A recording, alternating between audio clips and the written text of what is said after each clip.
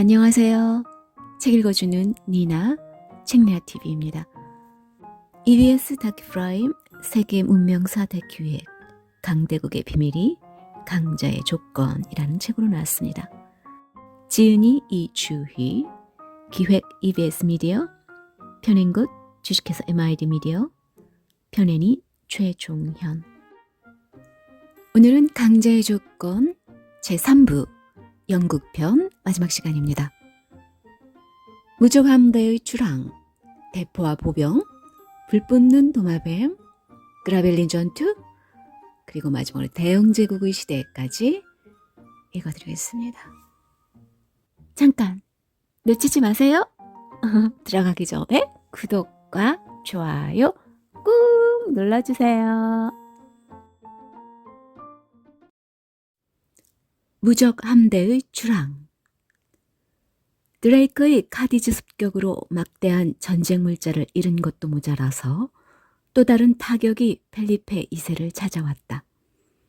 그때까지 영국 침공 작전을 총괄하던 산타크루즈 후작이 갑자기 사망한 것이다.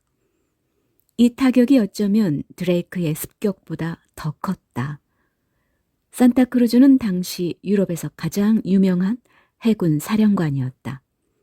17년 전에 있었던 오스만 제국과의 레판토 해전도 이 사람이 사실상 사령관 역할을 했다. 경험으로나 능력으로나 그를 대체할 만한 사람을 찾아내는 것은 쉽지 않은 일이었다. 하지만 신의 의지를 실천한다는 신념으로 무정하고 있던 펠리페 2세는 곧 대안을 찾아냈다. 그때까지 무적 함대에 대한 보급 문제를 담당하고 있던 메디나 시도니아를 사령관으로 기용한 것이다. 훗날 영국 침공이 실패로 끝나면서 메디나 시도니아의 무능이 참사를 더 키웠다는 설이 제기되었고, 이것이 일종의 정설처럼 받아들여졌기 때문에 해군에 대해 무지하고 또 무능한 사령관으로 역사에 기록되고 말았지만, 시도니아는 결코 무능한 사령관은 아니었다. 해전 경험은 부족했지만 사령관에 임명되자 곧 경험이 풍부한 장교들로 참모진을 꾸리고 작전 계획을 꼼꼼히 수림하는 등 경험 부족을 메우기 위한 노력을 게을리하지 않았다. 따지고 보면 레판토 해전의 총사령관이었던 돈 후안도 해전은 그때가 처음이었다. 산타크루즈 같은 믿을 만한 좋은 자만 있다면 경험 부족은 충분히 극복될 수 있었다. 다만 예상치 못한 위기가 닥칠 경우 시도니아의 경험 부족이 어떤 영향을 미칠지는 분명 불안한 요소였을 것이다. 메디나 시도니아의 필사적인 노력 덕분에 드레이크의 습격으로부터 1년쯤 지난 1588년 봄이 되자 함대는 출항 준비를 갖출 수 있게 되었다. 애초에 산타크루즈가 요구한 수준은 아니었지만 그때까지 유럽 어디에서도 볼 수 없었던 어마어마한 함대였다. 대형 갈레온선 20척, 캐략선 44척, 수송선 23척, 소형 보조선 35척, 그리고 갈레아스선과 갤리선이 각각 4척이었다. 이 배를 조종할 승조원만 8,500명이었고 전투요원인 보병도 1만 9천여 명이 탑승했다. 당시 목격자들의 증언에 의하면 마치 산맥이 움직이는 것처럼 느껴졌다고 한다. 1588년 5월 28일 함대는 리스본을 떠나 영국을 향해 나아가기 시작했다. 그런데 무적 함대의 구성을 보면 좀 특이한 점을 발견할 수 있다. 해군임에도 불구하고 배를 조종할 승조원보다 육군이라고 할 수 있는 보병이 훨씬 많았다는 점이다. 한 척에 최대 350명의 보병이 탑승할 정도로 배마다 보병이 가득했고 이들 중 대부분은 수영조차 할 줄 몰랐다.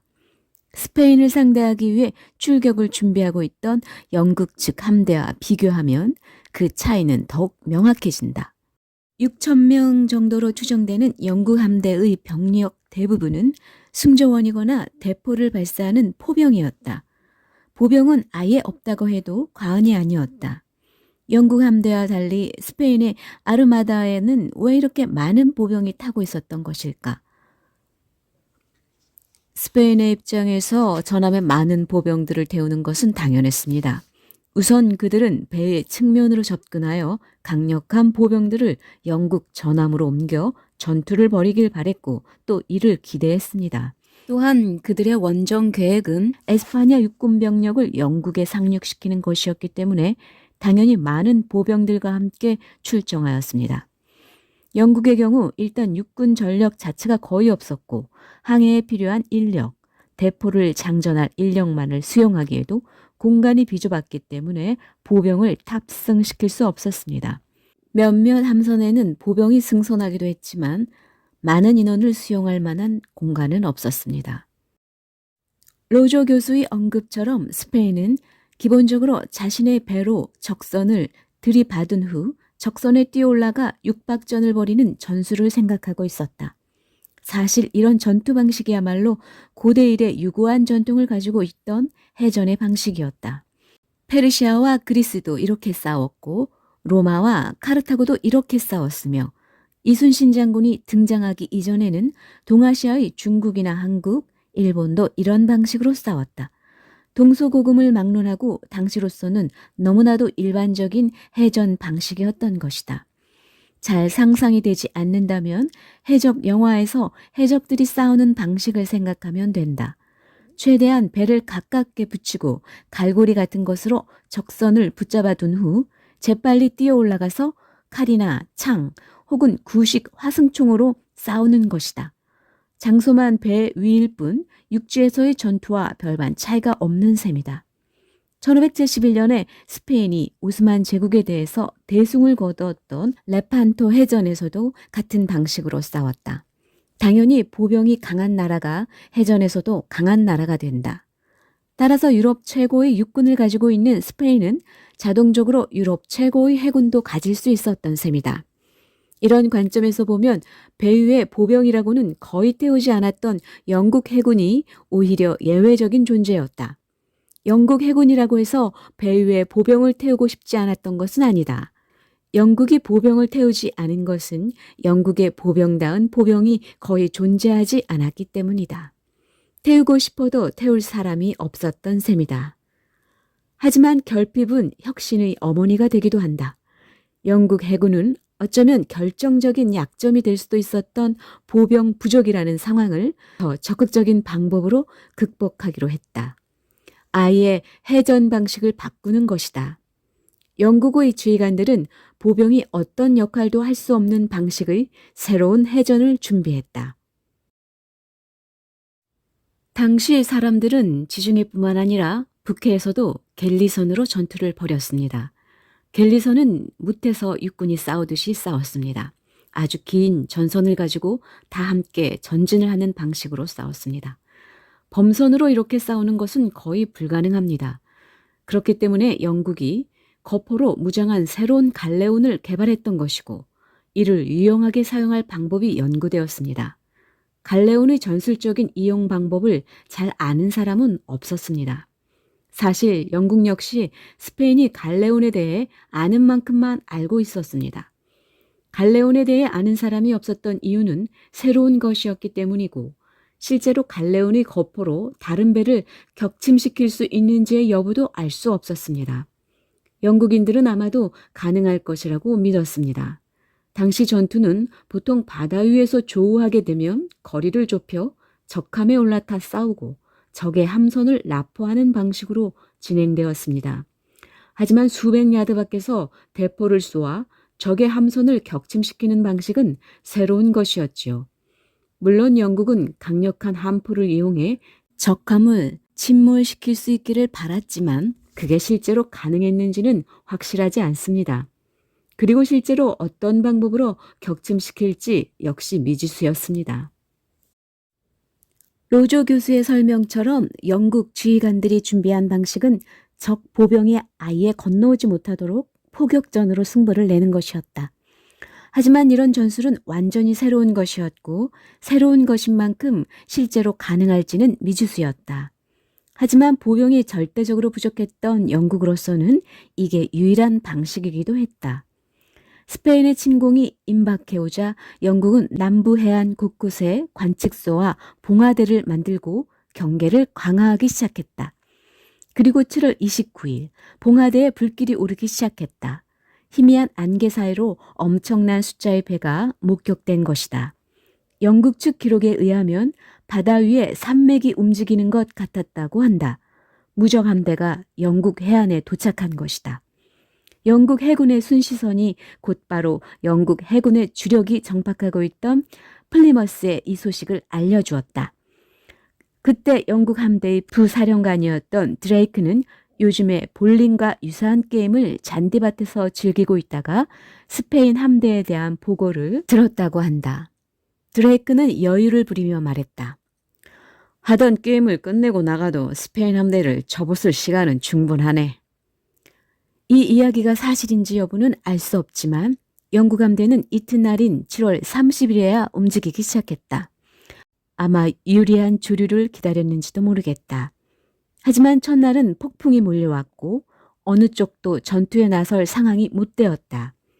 결국 본격적인 전투는 7월 31일 일요일에 벌어졌다.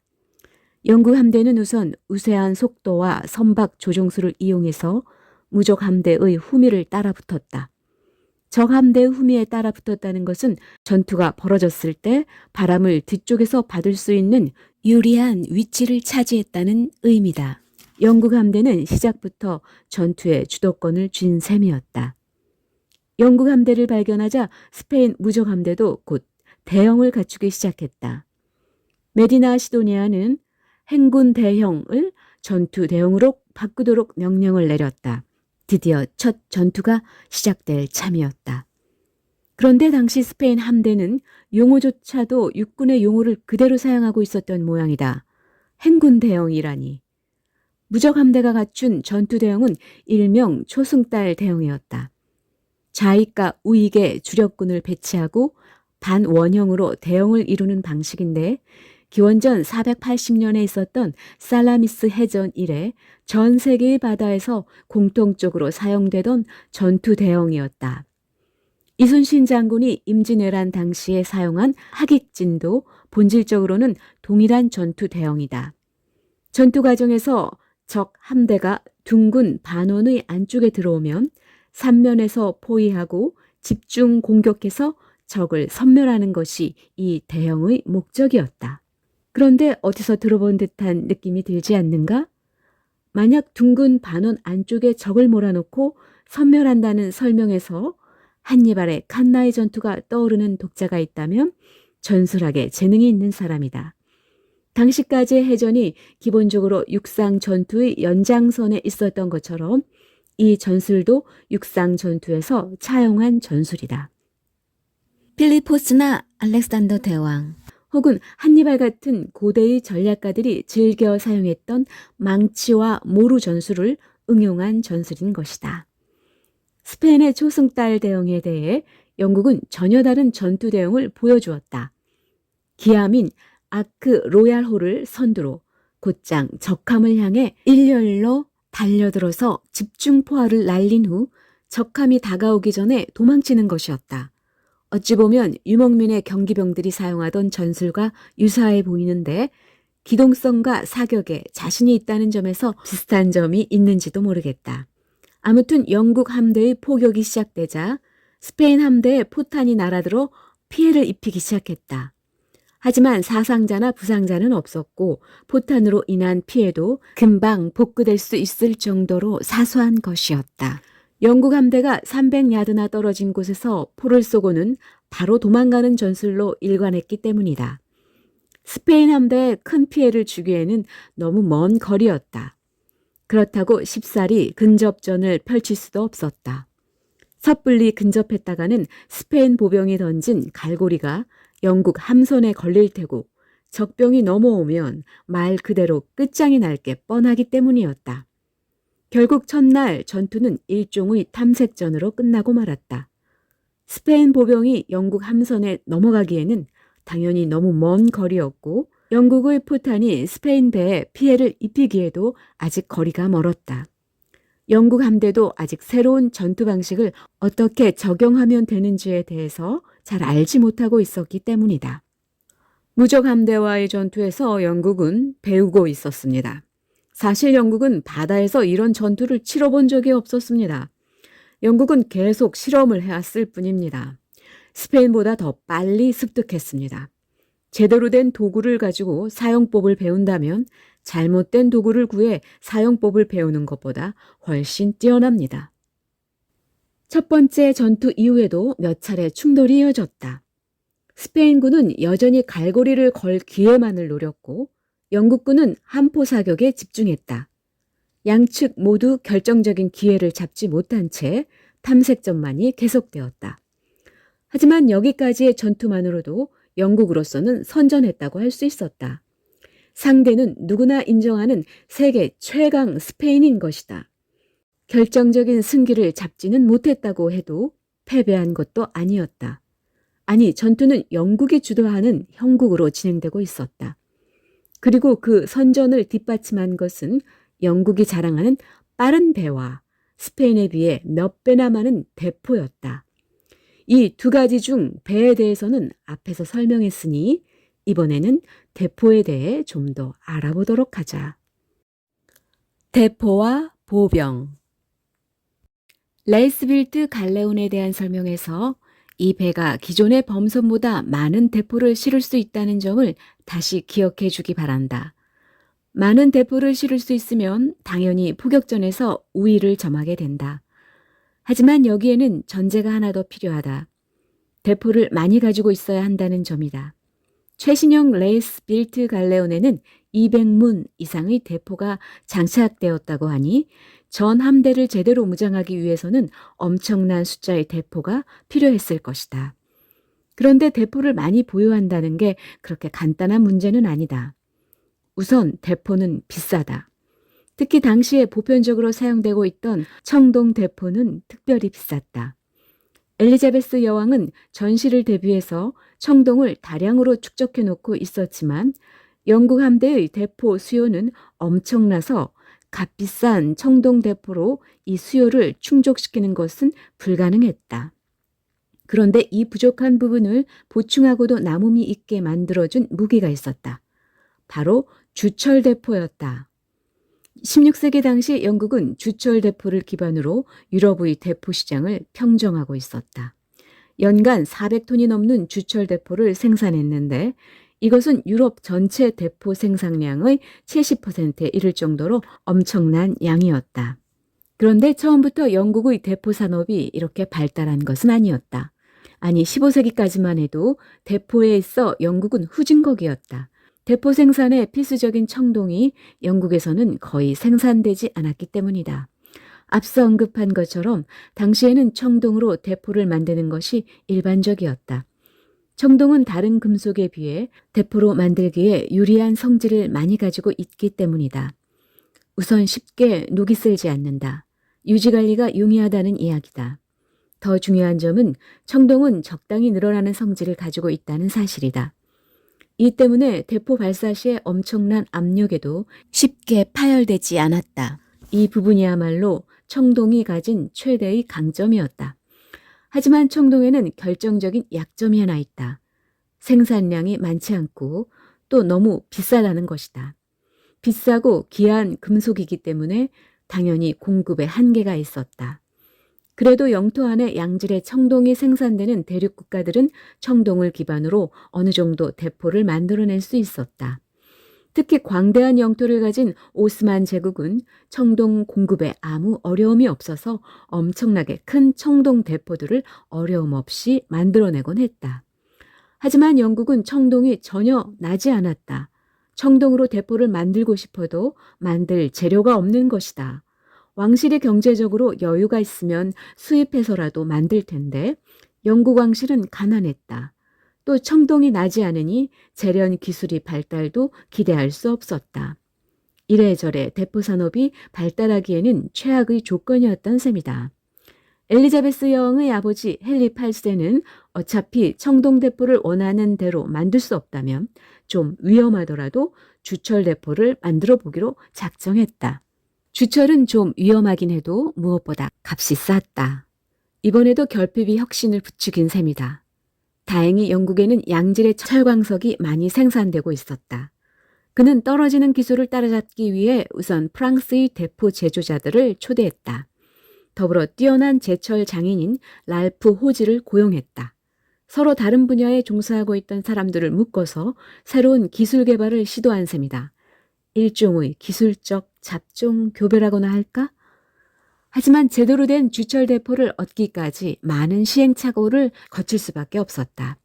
주철은 청동이 가지고 있는 장점을 하나도 가지지 못했다. 우선 녹이 쉽게 쓸어서 조금만 관리를 소홀히 해도 전투에서 사용할 수 없었다.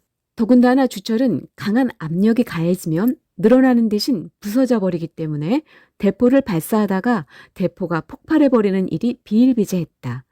주철 대포를 발사하기 위해서는 포병들이 목숨을 걸어야 했다. 또 철은 청동에 비해 녹는 점이 2배 이상 높았다. 따라서 철을 주조하기 위해서는 훨씬 높은 온도를 만들어낼 수 있는 용광로가 필요했다. 실전에 사용할 만한 주철 대포를 만들기 위해 해결해야 할 문제가 한두 가지가 아니었던 셈이다. 하지만 헨리 8세의 노력은 보상을 받았다. 1543년에 첫 번째 주철 대포가 성공적으로 제작된 것이다. 성능은 기대 이상이었고 곧 대량 생산이 시작되었다. 일단 대량 생산이 가능해지자 영국산 주철 대포는 유럽 대포 시장을 휩쓸기 시작했다. 엄청난 가격 경쟁력 때문이었다. 영국은 청동을 구할 길이 없어서 상대적으로 구하기 쉽게 가격이 싼 주철 대포를 개발한 것이지만 바로 그 이유 때문에 대포 선진국이었던 이탈리아나 독일 대포들이 따라올 수 없는 가격 경쟁력을 갖추게 된 것이다. 당시 기준으로 주철 대포는 동일한 구경의 청동 대포에 비해 4분의 1 정도의 가격이면 제조가 가능했다. 지금도 개발도상국이 선진국을 따라잡기 위해 가격 경쟁력으로 승부를 걸곤 하는데 당시엔 영국 대포가 그랬던 셈이다. 값싼 주철 대포가 대량 생산되자 영국 선박들의 무장은 획기적으로 개선되기 시작했다. 왕실 선박에는 그래도 비싸지만 성능이 뛰어난 청동 대포가 주로 사용되었지만 드레이크같이 모험적 상인 혹은 해적의 배에는 주철 대포들이 대량으로 실리기 시작한 것이다. 이 시기에는 세 종류의 대포가 사용되었습니다. 우선 오랜 중세시대의 대포로 철봉을 단조하여 만든 연철 대포가 있는데 매우 강력했지만 사용에 한계가 있었습니다. 다음으로 청동 대포가 있습니다. 최고의 대포라 할 수 있는데 더 큰 포탄이 들어갔기 때문에 파괴력이 더 컸고 사거리도 더 길었습니다. 마지막으로 영국이 개발하고 있던 새로운 종류의 대포가 있습니다. 영국이 발명하진 않았지만 영국이 개발하던 대포로 주철 대포입니다. 주철 대포의 주조는 철의 녹는 점이 청동의 녹는 점보다 2배 이상 높기 때문에 기술적으로 그 과정이 훨씬 어렵습니다. 하지만 결국 이 기술을 익히게 되고 대부분의 해군 함선을 주철 대포로 무장하게 됩니다. 1588년 일반 영국 범선들은 이미 소형 혹은 중형 주철 대포로 무장하고 있었습니다. 여왕의 함대는 청동 대포로만 무장하였는데 철보다 훨씬 값이 많이 나갔습니다. 이렇게 자신의 약점을 장점으로 바꾸는 혁신을 통해 영국은 유럽에서 가장 강력한 화력과 기동성을 가진 해군을 보유하게 된 것이다. 토인비식으로 표현하자면 영국의 예는 도전이 대담하고 성공적인 응전을 만난 전형적인 경우라고 할 것이다. 그런데 영국이 이렇게 새로운 포를 만들어 화력을 이용한 전투를 준비하는 동안 초강대국 스페인은 무엇을 하고 있었을까? 왜 포에 대한 아무런 준비도 하지 않았을까? 결론부터 이야기하자면 스페인도 대포의 생산에 전혀 무관심했던 것은 아니다. 펠리페 2세가 그렇게까지 어리석은 군주는 아니었다.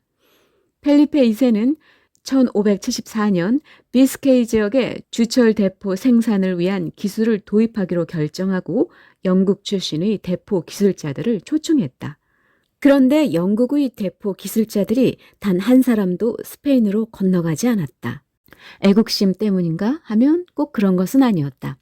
스페인 쪽에서 초청한 사람들은 영국 본토에 있는 대포 기술자들이 아니라 독일의 리에주에 넘어와서 일자리를 구하고 있던 사람들이기 때문이다. 이미 이국 땅에서 돈벌이를 위해 대포 기술을 팔아먹고 있던 입장에서 스페인이라고 해서 거절할 이유는 없었다. 그들이 스페인으로 가지 않은 진정한 이유는 악명 높은 스페인의 종교 재판 때문이었다. 영국의 엘리자베스 1세는 비록 신교도였지만 카톨릭 교도에게도 종교적 탄압을 한 적이 없었다. 그녀에게 종교와 정치는 구분되어야 할 문제였기 때문이다. 하지만 펠리페 2세는 달랐다. 스페인 제국은 반드시 카톨릭으로 통일되어야만 했다. 따라서 당시 스페인에는 종교 재판과 마녀사냥, 화형과 고문이 횡행했다. 16세기의 대부분의 대포 기술자들은 신교도들이었기 때문에 이들이 제정신이라면 스페인으로 건너갈 이유가 없었던 셈이다. 펠리페 2세는 영국의 배건조 기술의 발전을 등한시한 데 모자라 대포의 혁신마저 불가능한 상황을 자초한 것이다. 하지만 이런 상황에서도 펠리페 2세는 영국에 비해 대포의 무장이 부족하다는 점이 그리 큰 문제는 아니라고 생각했다. 무적 함대의 사령관 메디나 시도니아에게 보내는 지시에서도 영국의 대포를 조심하라고 언급하기는 했지만 조심해서 대응하기만 하면 충분히 극복 가능한 문제라고 생각했다. 만약 정말로 이게 큰 문제라고 생각했다면 대포 기술자들을 끌어들이기 위한 보다 적극적인 대책을 마련했을 것이다. 하지만 펠리페 2세는 그렇게 하지 않았다. 좀 심하게 말해서 너희들이 싫으면 말라는 식이었다. 믿고 있는 것이 있어서였다. 펠리페 2세가 철석같이 믿고 있던 것은 바로 보병이었다. 앞서 누차 설명한 것처럼 스페인 보병은 당시 세계 최강이었다. 1525년 파비아 전투에서는 역시 유럽 최강의 육군을 가지고 있던 프랑스 군대를 격파했다. 레판토 해전에서 이슬람의 챔피언 오스만 제국을 대파한 것도 스페인 보병이 있어서 가능한 일이었다. 비록 신대륙을 발견하고 유럽에서 가장 큰 함대를 보유하고 있었지만 스페인에게 배는 운송수단일 뿐이었다. 싸움은 당연히 보병의 몫이었다. 이렇게 강력한 보병이 있었기에 주철 대포니 레스빌트 갈레오니니 하는 것들은 부차적인 존재일 뿐이었다. 아니 어쩌면 스페인 보병의 위력에 도전하는 이런 신기술들은 귀찮은 존재였는지도 모른다. 자신이 가장 자신 있는 분야, 즉 보병을 활용하는 기존 전술에 오히려 위협이 되기 때문이다. 펠리페 2세는 기존의 질서를 신뢰하는 사람이었습니다. 오랜 신앙이 옳다고 믿었기 때문에 신교를 반대했습니다. 그는 오랜 전투 방식이 옳다고 믿었습니다. 스페인이 지배하고 있는 오랜 권력 체계가 옳다고 믿었죠. 아버지인 황제 카를로스 1세, 카를 5세는 프랑스를 뺀 거의 유럽 전체를 지배했습니다. 유럽 근대사에서 가장 강력한 인물이죠. 그는 일생을 그의 제국을 얻기 위해 싸웠습니다. 힘이 아닌 신앙이 그를 무너뜨렸습니다. 신교가 나타나면서 독일과 네덜란드가 무너졌습니다. 합스부르크 왕가의 세력이 약화되었습니다. 필리페는 필사적으로 이 체계를 유지하려고 애썼습니다. 그에게는 아버지를 위한 그의 하나님과 교회에 관한 의무도 있었습니다. 그는 기존의 질서가 그대로 유지되어야 한다고 믿었습니다. 그는 진보에 관심을 두지 않았습니다. 진보는 신교와 반역, 그리고 달갑지 않은 새로운 것들과 관련이 있기 때문입니다. 영국이 여왕을 세운 것처럼 말이죠. 여왕이 나라를 지배한다는 말을 들어본 적 있나요? 특히 이단을 신봉하는 전통성 없는 여왕이라니. 펠리페는 근대성에는 관심이 없었습니다. 그는 안정과 질서에 관심을 가졌습니다. 이것이 그가 추구하는 바였습니다. 무적함대는 질서를 되돌리는 일이었습니다. 가톨릭으로 되돌리고 영국을 예전 모습으로 돌려놓는 일이었습니다. 유럽을 합스부르크 왕가 통제 아래의 원래 자리로 돌려놓는 일이었습니다. 그 다음엔 프랑스를 치는 거죠. 변화와 아무 관련이 없는 심각한 의제를 가지고 있었습니다. 그는 안정과 기존 질서를 유지하고자 했습니다. 변화에 전혀 관심을 두지 않았습니다. 펠리페 2세에게 변화는 곧 악이었습니다. 아마도 그가 요즘 사람이라면 인터넷 같은 걸 즐기지 않았을 거예요. 인터넷을 종교 재판에 세웠을 겁니다. 그런데 보병의 장점을 살리기 위해 대포라는 혁신에 무관심했던 펠리페 2세의 선택은 사실 예외적인 것이 아니었다. 역사는 자신이 지금까지 잘해오던 것에 집착해서 새로운 기술을 거부한 무수한 사례들로 가득하기 때문이다. 불 뿜는 도마뱀.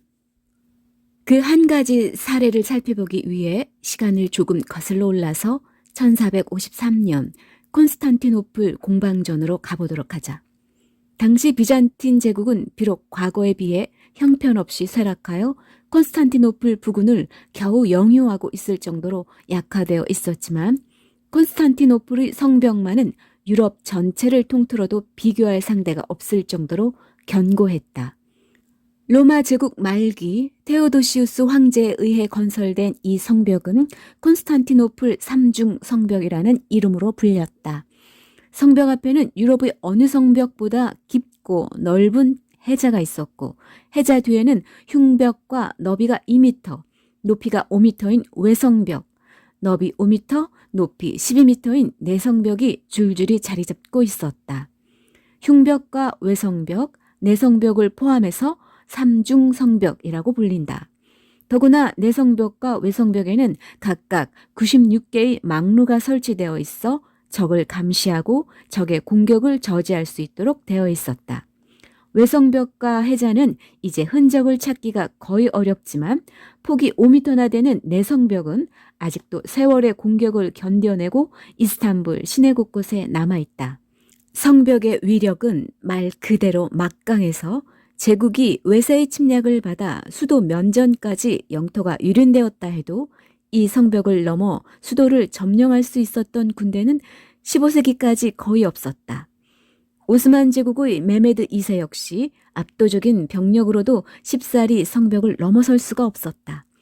하지만 이 이야기는 반대로 해석하면 일단 성벽만 넘어선다면 수적으로도 압도적일 뿐만 아니라 정예함에서도 당시 유럽에서 상대가 없었던 오스만 제국의 예니체리가 순식간에 콘스탄티노플을 함락시킬 수 있다는 것을 의미했다. 결국 콘스탄티노플을 함락시킬 수 있느냐 없느냐는 오로지 견고한 콘스탄티노플의 성벽을 돌파할 수 있느냐 없느냐에 달려있는 셈이었다.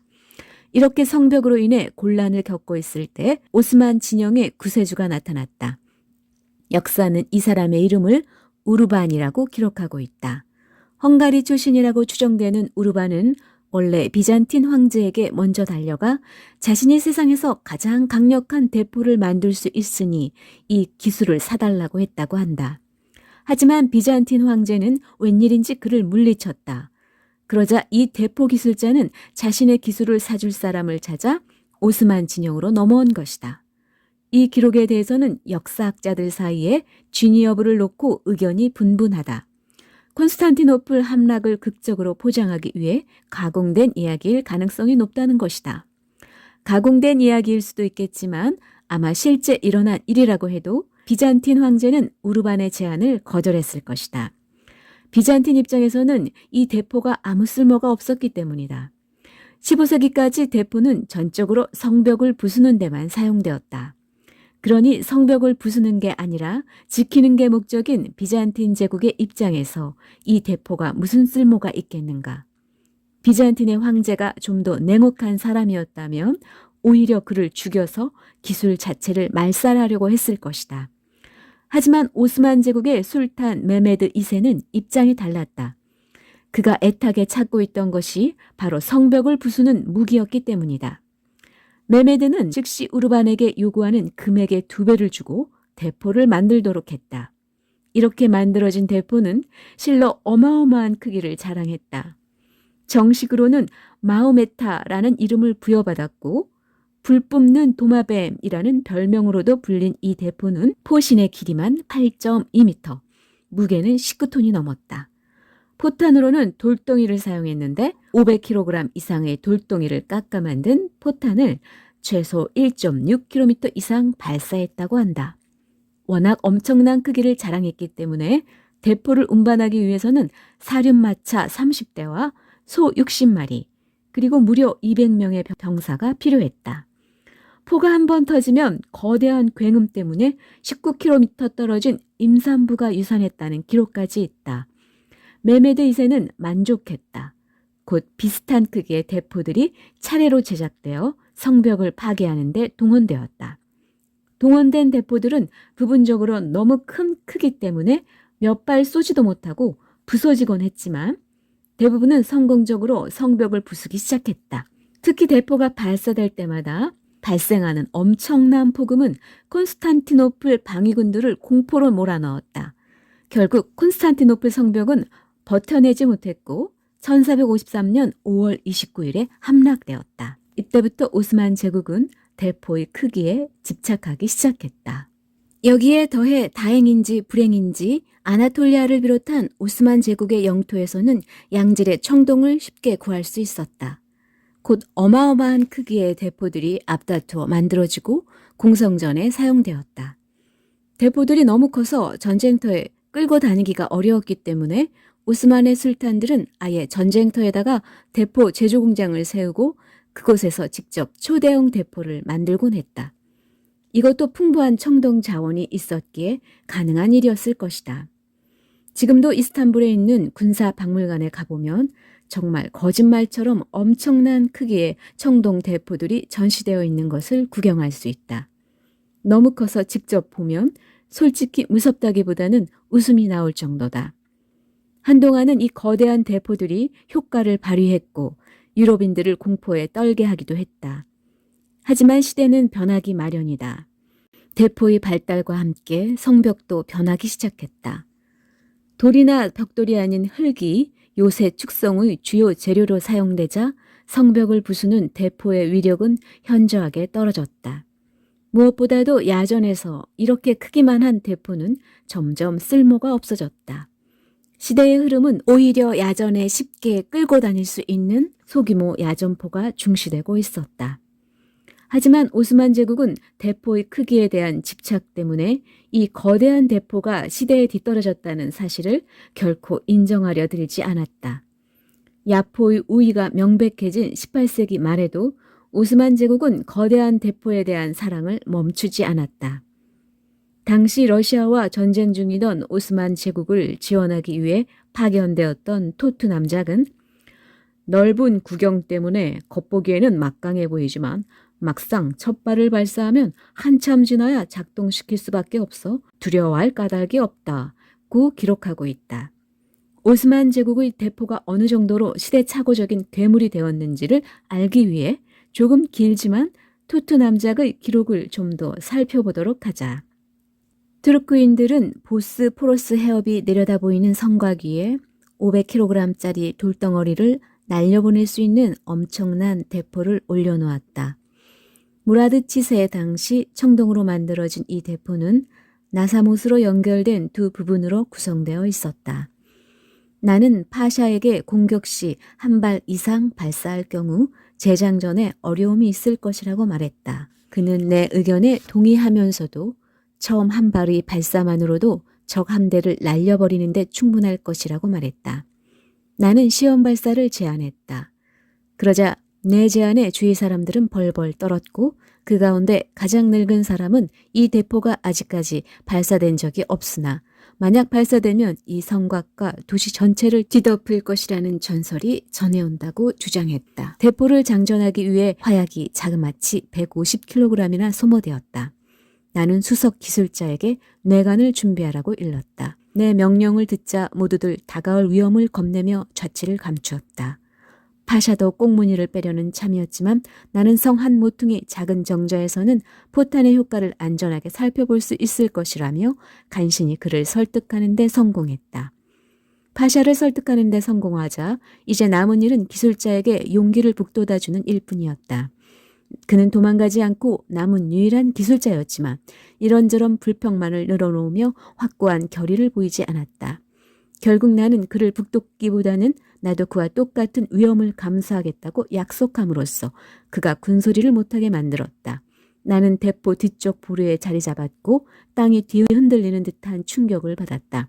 550m 떨어진 거리에서 바위덩어리가 세 조각으로 쪼개지더니 한 조각이 해협 너머에서 바닷물 속으로 들어갔다가 반대편 산등성이로 도로 튕겨나오는 것이 보였다. 결국 오스만 제국은 콘스탄티노플이 승리에 자만함으로써 시대에 뒤떨어진 대포에 집착하게 되었고 17세기를 기점으로 유럽인들에게 군사적 우위를 내주게 된 것이다. 그라벨린 전투. 이제 다시 무적 함대와 영국 함대의 대결로 돌아가 보자. 7월 31일 첫 번째 전투가 벌어진 이후 양측은 크고 작은 전투를 벌이며 동쪽으로 이동하고 있었다. 무적 함대로서는 칼레에서 기다리고 있는 파르마공의 육군과 합류하는 것이 1차 목표였기 때문에 칼레를 향해 계속 동진을 한 것이고, 영국 측으로서는 역시 무적 함대와 파르마의 합류를 저지하는 것이 1차 목표였기 때문에 무적 함대의 동진을 가로막기 위해 무적 함대를 따라가면서 전투를 계속하는 형국이 된 것이다. 전투는 대체로 영국이 주도하고 있었지만 첫 번째 전투와 유사하게 결정적인 전투 없이 탐색전만 계속되고 있었다. 스페인 함대는 계속 갈고리를 걸고 적선으로 넘어갈 기회만 노린 반면 영국 함대는 우르르 몰려와서 포탄을 날리고는 적선이 가까이 오기 전에 도망가 버리는 전술로 일관했기 때문이다. 스페인도 결정적인 기회를 잡지 못하고 있었지만 영국도 어느 정도 거리까지 접근해서 어떤 방식으로 포격을 해야 효과적인지 알지 못했다. 함포 사격으로 승부를 보는 해전 방식이 새로운 것인 만큼 영국 측도 아직 정확한 데이터가 없었기 때문이다. 하지만 좋은 배와 대포를 가지고 있는 만큼 조금씩 효과적인 방법이 무엇인지를 배워가고 있었다. 다만 조국의 운명이 걸린 전쟁인 만큼 배우는 것에서 끝나서는 곤란했다. 조만간 효과적인 방법을 찾아내지 못한다면 함포 사격이라는 새로운 전술은 영국을 살리지 못할 것이다. 첫 전투 이후 일주일쯤 지난 8월 6일, 운명의 날이 시작되었다. 무적 함대가 칼레 해변 부근에 도착한 것이다. 이제 이곳에서 파르마공의 육군을 태우고 영국으로 건너가면 육군이 거의 존재하지 않는 영국의 상황에 비춰볼 때 전쟁은 끝나는 거나 마찬가지였다. 영국 해협을 통과하는 동안 메디나 시도니아는 파르마공에게 이미 연락을 취한 상태였다. 따라서 시도니아는 함대가 칼레에 도착하자마자 파르마공을 만날 수 있으리라고 기대했다. 하지만 16세기 통신수단이란 것이 오늘날만큼 정확한 것은 아니었다. 거친 바다와 영국의 감시를 뚫고 온갖 장애물을 헤쳐가며 파르마공에게 도착한 연락병은 답변을 가지고 다시 무적함대를 쫓아가야 했다. 그런데 전투를 계속하면서 움직이는 함대를 쫓아가는 일이 그리 쉬울 리 없었다. 결국 시도니아가 파르마의 답장을 받은 것은 8월 6일 칼레 해변에 닻을 내린 날 저녁이었다. 파르마의 답변은 아직 준비가 안 돼서 칼레에 갈 수가 없다는 것이었다. 파르마는 사실 미리 해안가에 가서 무적함대를 기다릴 생각이 전혀 없었다. 그는 시도니아의 연락이 온 후에야 군대의 이동 준비 명령을 내렸다. 무적함대는 일주일 이상 해안가에서 파르마의 군대를 기다려야 하는 상황이 된 것이다. 이건 시도니아로서는 전혀 예측하지 못한 상황이었다. 시시각각 다가오는 영국 함대를 견제하면서 적을 막을 만한 보호시설도 없는 칼레이 해안가에서 일주일 이상 버틴다는 것은 거의 불가능한 일이었다. 시도니아는 분통을 터뜨렸다. 하지만 파르마로서도 미리 와서 해변에서 대기할 수 없는 이유가 있었다. 무적함대 사령관 메디나 시도니아와 연락을 주고받지 않은 게 파르마 공작의 문제였습니다. 무선 시스템이 없었죠. 그저 추측할 뿐이었습니다. 파르마는 열정적이지 않았습니다. 다른 분별력 있는 장군들처럼 파르마는 중무장한 영국 전함이 가득한 바다를 건너고 싶지 않았습니다.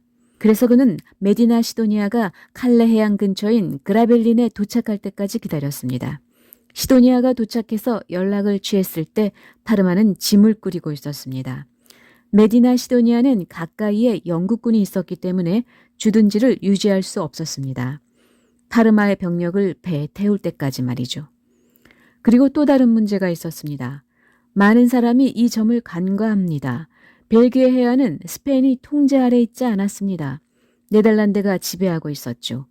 네덜란드는 대포로 무장한 경홀수선, 전함을 보유하고 있었습니다. 이는 영국에 가기 위해 파르마가 전투를 치러야 한다는 걸 의미했습니다. 스페인 무적함대는 이를 상대하기에 너무 규모가 컸습니다. 배가 너무 무거웠거든요. 파르마로서는 자신이 상대하고 있던 네덜란드 독립군이라는 변수를 고려해야만 했다. 파르마의 군대가 영국으로 건너가려고 한다면 스페인에게 저항하고 있던 네덜란드 독립군이 당연히 스페인 보병을 공격할 것이었다. 파르마의 군대는 무적 함대의 전함이 아니라 별도로 준비된 상륙용 벌크선을 타고 해협을 건널 계획이었으므로 전투 능력이 전혀 없는 이런 벌크선들은 네덜란드 전함의 밥이 될 수밖에 없었다. 더구나 네덜란드 독립군의 배는 대부분 작고 기동성이 뛰어난 소형 전함이었기 때문에 대형 전함 위주로 구성된 무적함대가 적절하게 상대하기도 어려웠다. 게릴라들을 정규군이 쉽사리 처리할 수 없는 것과 같은 이유에서였다. 따라서 네덜란드 전함들이 영국 해협에 대기하고 있는 상태에서 군대를 바다로 내보내는 것은 자신의 부하들을 사지로 몰아넣는 것과 마찬가지였다. 이런 점들 때문에 파르마는 처음에 펠리페 2세에게 작전 계획을 보고할 때 자신의 군대가 영국으로 건너가기 위해서는 최대한 비밀을 유지해서 네덜란드 독립군이 눈치채기 전에 해협을 건너야 한다고 주장했던 것이다. 그리고 스페인에서 오는 함대는 칼레에서 자신과 만나서 영국으로 가는 게 아니라 영국 함대와 네덜란드 함대의 주의를 최대한 끌어주는 양동작전을 요구했었다. 물론 모험이긴 하지만 그래도 실현 가능성이 어느 정도 있는 모험이었다.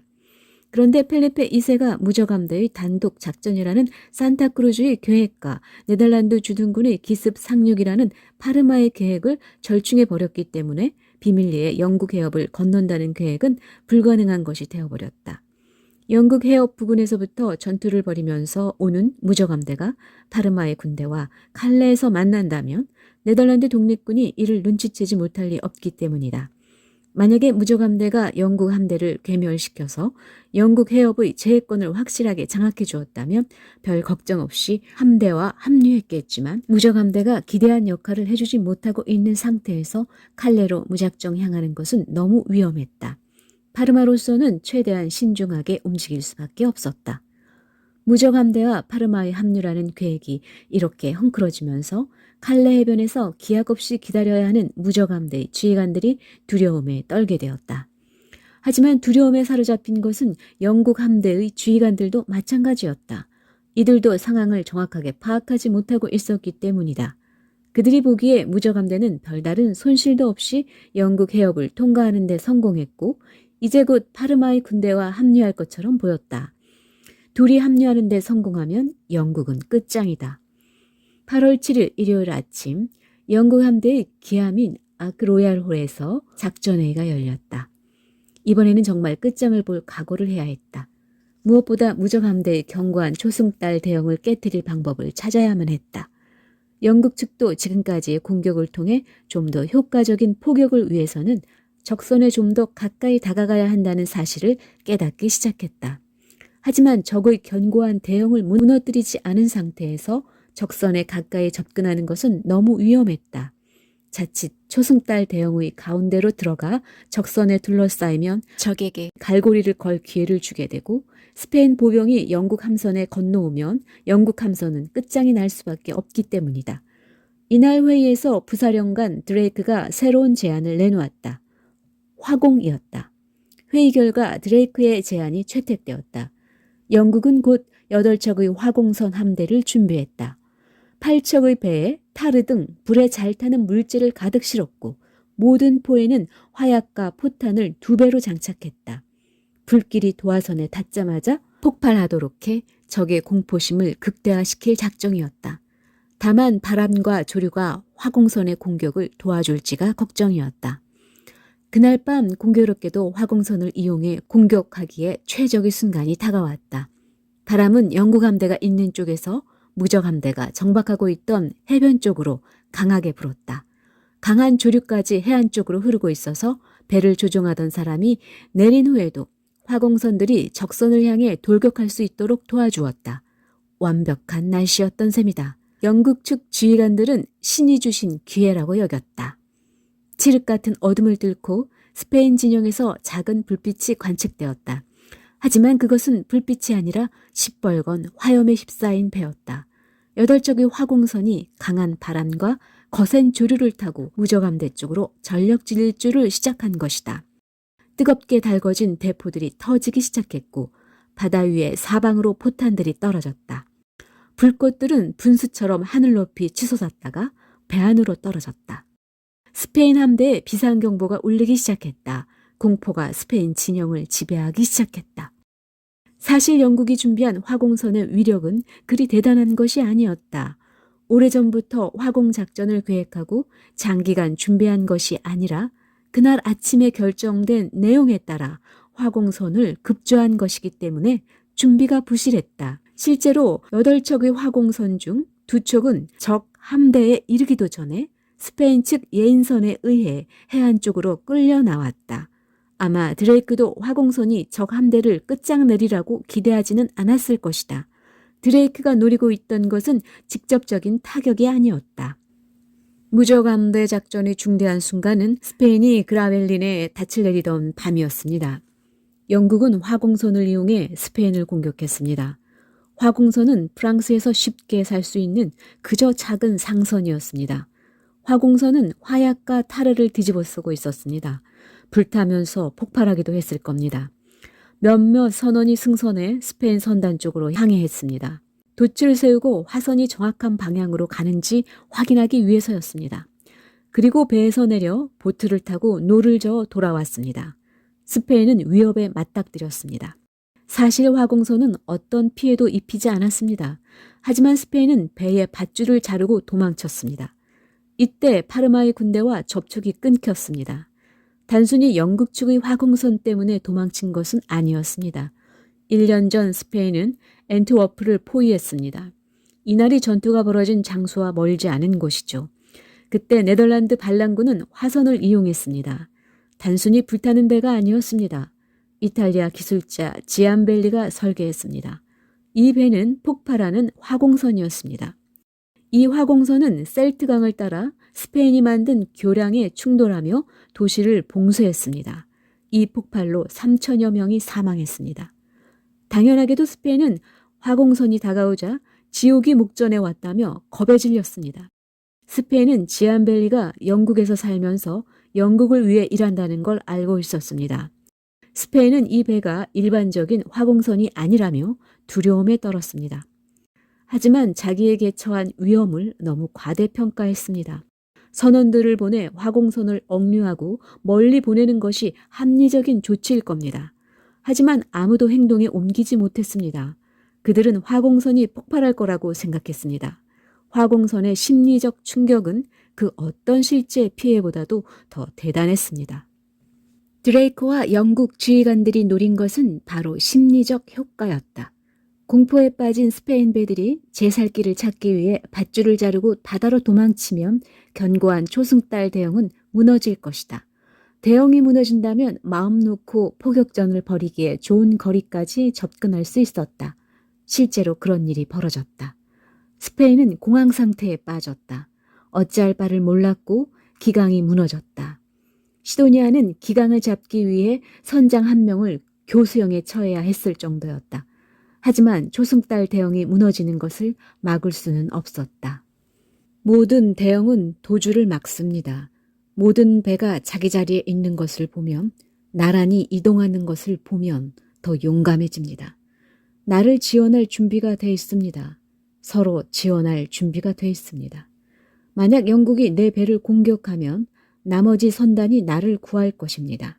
질서를 유지하고 적을 대면해도 당황하지 않습니다.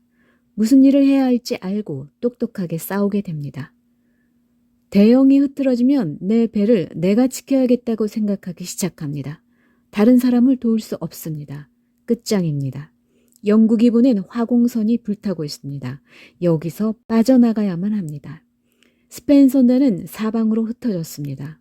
조직된 영국군이 공격을 감행한다는 의미입니다. 점점 대단해집니다. 깊은 바다에서 스페인 배들이 흩어졌기 때문입니다. 벨기에와 네덜란드는 작은 배를 보유하고 있었습니다. 이 배들이 나가 스페인 배를 침몰시켰습니다. 하나씩 약탈하기 위해서였죠. 이들은 스페인을 증오했습니다. 심지어 영국보다 더 오래 발포했습니다. 스페인 선단이 와해되자 약탈과 노략질의 표적이 되었습니다. 그렇게 와해됐습니다. 초승달 대응이 무너지자 영국 함대는 마음 놓고 가까운 거리까지 접근할 수 있었다. 그동안의 전투를 통해 영국은 적의 갈고리에는 걸리지 않으면서 효과적인 포격이 가능한 말 그대로 너무 멀지도 너무 가깝지도 않은 적당한 거리를 찾아낸 상태였다. 그 당시 대포는 약 200에서 300m 거리에서 명중시킬 수 있었습니다. 숙련된 포병은 그 거리에서 배를 맞출 수 있었죠. 배는 계속 움직이니까요. 배가 요동할 때는 발포 시기를 정확히 아는 숙련된 포병이 필요합니다. 포가 발사되기 전에도 배는 계속 움직이기 때문입니다. 300야드, 약 274m 거리에서 적을 맞출 수도 있겠죠. 그 이상을 넘어서면 탄약을 낭비하게 됩니다. 그런데 확실히 적을 명중시키려면 훨씬 가까이 접근해야 합니다. 50m 정도로요. 그라벨린 전투는 이 정도 거리에서 치러졌습니다. 영국은 가까이 접근해 대포를 발사했습니다. 스페인에게 큰 피해를 입혔습니다. 매우 가까웠기 때문이죠. 스페인이 결정적으로 무너진 순간이었습니다. 스페인을 무너뜨린 것은 원거리 발포가 아니라 많은 대포의 근거리 집중 사격이었습니다. 이때 실제로 스페인 함선 한 대가 침몰했습니다. 스페인은 커다란 피해를 입었습니다. 영국이 원하는 게 바로 이거였습니다. 스페인 함대의 정박지는 아수라장이 되었다. 배들은 뿔뿔이 흩어지고 영국 함대에 의해 각계격파되었다.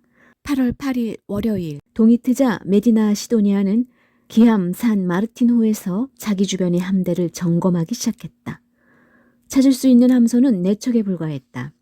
하지만 시도니아는 불굴의 의지로 흩어진 함대를 부르고 전열을 정비하기 시작했다.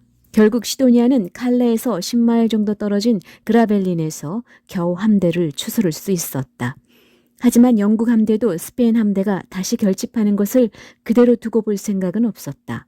먼저 드레이크가 자신의 배 리벤지를 타고 무적 함대의 기함인 산 마르틴호에 집중 포화를 날리기 시작했다. 빅토리아호를 탄 사촌형 존 호킨스도 드레이크에게 합류해서 산 마르틴호에 거침없는 포격을 날렸다.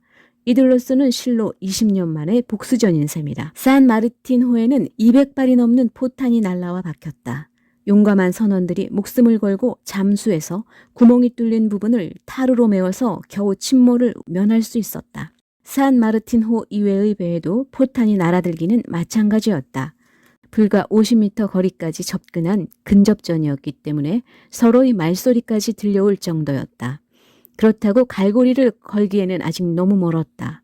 영국군은 시종일관 적당한 거리를 유지하면서 무적 함대에 엄청난 포격을 퍼부은 것이다.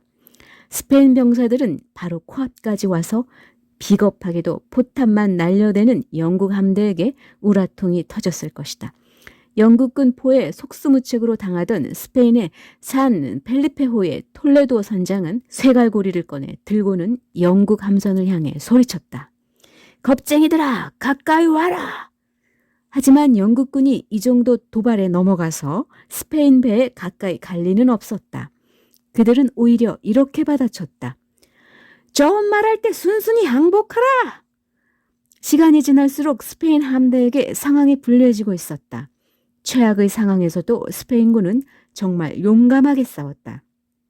6탄으로 함포 사격을 이겨내려는 스페인군의 용기는 영국군들도 감탄하게 했다. 하지만 아무리 스페인군의 용기가 가상하다 해도 이런 용기와 배짱으로 화약과 포탄을 상대할 수는 없는 일이었다. 대포의 발달에 비판적이었던 스페인의 문호 세르반테스의 표현을 빌리자면 대포라는 악마 같은 발명품 때문에 가장 용감한 사람이 가장 비열한 겁쟁이들 손에 목숨을 잃게 되었다. 하지만 분노만으로는 상황을 해결할 수 없었다. 적의 함포 사격으로 배가 계속 파괴된다면 수영도 못하는 병사들은 싸워보지도 못한 채 앉아서 죽음을 맞이해야만 하는 것이다. 메디나 시도니아는 결국 부케로의 퇴각을 결정했다. 부케로의 퇴각 결정은 단지 일시적인 퇴각 명령이 아니다. 영국 해협의 조류를 고려할 때 다시 남하에서 파르마의 육군을 영국으로 보내는 작전을 재개한다는 것은 불가능한 일이었다. 더군다나 영국 함대의 압도적인 화력을 경험한 다음에 다시 그 화력을 뚫고 대해권을 장악할 자신도 없었다. 다시 말해서 시도니아가 북해로의 퇴각을 명령한 것은 이번 작전을 포기하겠다는 결정이었다. 하지만 스페인 함대의 시련은 이것으로 끝난 게 아니었다. 더 큰 시련이 무적 함대를 기다리고 있었다. 그리고 그 시련은 영국 함대가 무적 함대에게 남긴 마지막 선물이었다. 그라벨린에서 스페인 선단이 와해되자 무적 함대는 더 이상 위협적인 존재가 아니었습니다.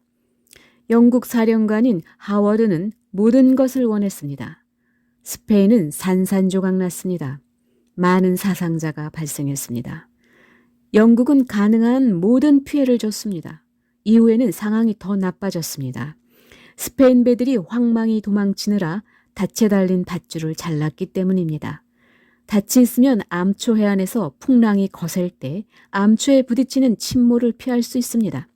이럴 때 닻을 내려야 하는데 스페인 배들은 이미 닻까지 잘라버린 것입니다. 스페인은 영국군이 공격 준비를 마치고 기다리는 영국 해협을 건너가지 않고 아일랜드 해안가로 항해했습니다. 스코틀랜드를 거쳐 아일랜드를 지났습니다. 그런데 아일랜드와 스코틀랜드 쪽으로 부는 거센 바람이 문제였습니다. 스페인은 설상가상으로 풍랑 속에서 닻이 없어서 난파된 배 때문에 사상자가 많았습니다.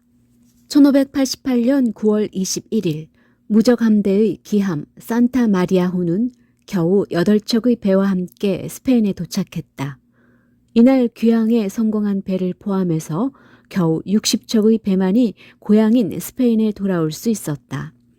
작전에 참여했던 2만 6천의 병력 중 돌아올 수 있었던 병력은 1만 4천 명. 거의 절반에 이르는 병력이 북해의 바닷속으로 사라진 셈이었다. 이로써 펠리페 2세의 영국 침공 계획은 좌절하고 말았다. 대영 제국의 시대. 칼레에서 벌어진 스페인과 영국의 대결에서 영국은 어떻게 승리했을까? 간단히 말해서 기술력에서 앞섰고 혁신을 빠르게 받아들였기 때문이다. 우선 영국의 배는 스페인의 배보다 빠르고 회전 능력도 뛰어났다. 게다가 화포를 많이 실을 수 있었기 때문에 화력에서도 스페인 배를 압도했다. 그 위에 대포 산업에서도 영국은 스페인을 훨씬 앞지르고 있었다. 영국산 주철 대포는 저렴한 가격에도 불구하고 청동 대포를 대체할 만한 성능을 가지고 있었고 이 저렴한 대포를 대량 생산한 덕분에 스페인 배에 비해 몇 배나 많은 대포로 무장할 수 있었다. 해전에 대한 기본 개념도 스페인은 구태의연한 반면에 영국은 혁신적이었다.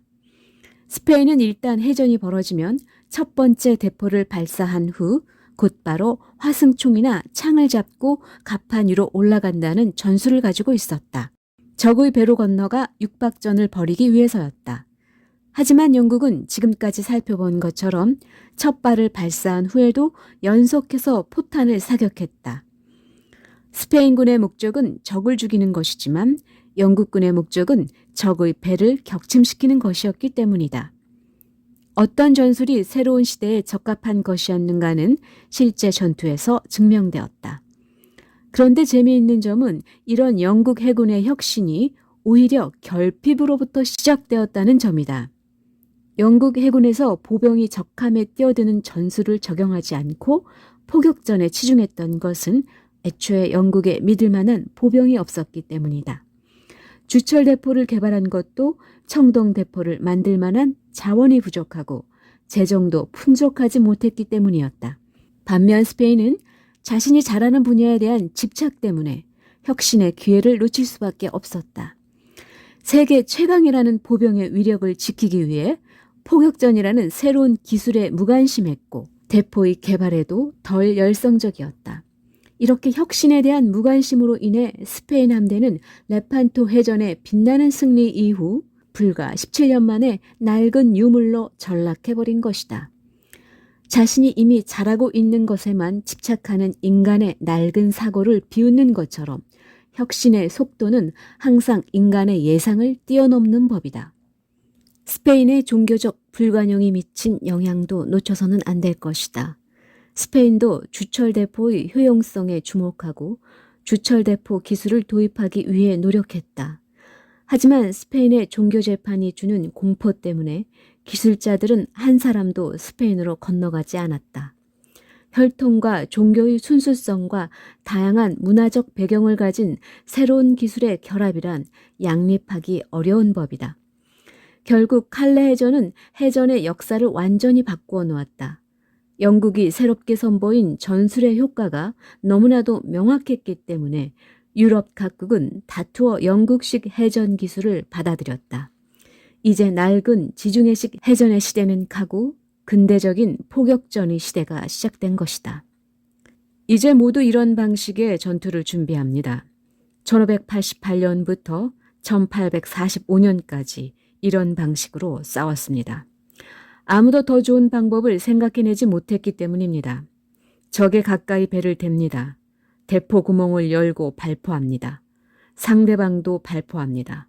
더 강력한 배가 이깁니다. 나무와 돛을 이용한 배의 전투 방식은 대개 비슷합니다. 대포를 준비하고 빠르게 발포해서 적을 침몰시키고 멀어집니다. 칼레 해전이 바꾼 것은 해전 방식만은 아니었다. 이 전쟁은 영국과 스페인의 미래도 바꾸어 놓았다. 스페인은 이 해전의 패배로 초강대국의 위용에 그늘이 지게 되었다.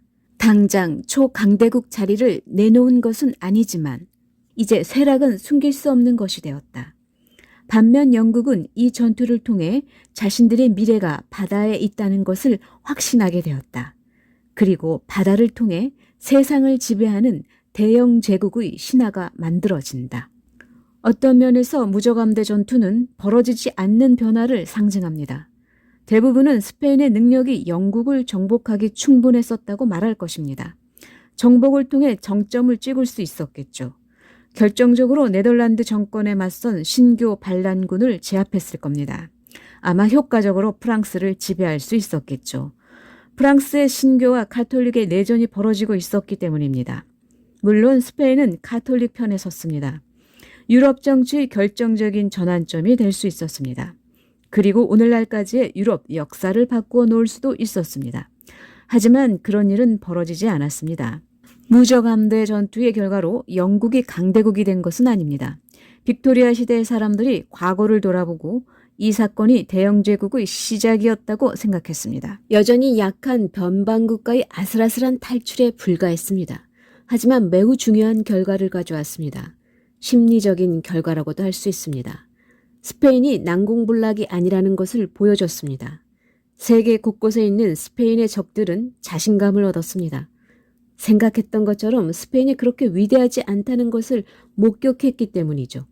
영국은 바다와 해외에 장래성이 있다는 것을 알아차렸습니다.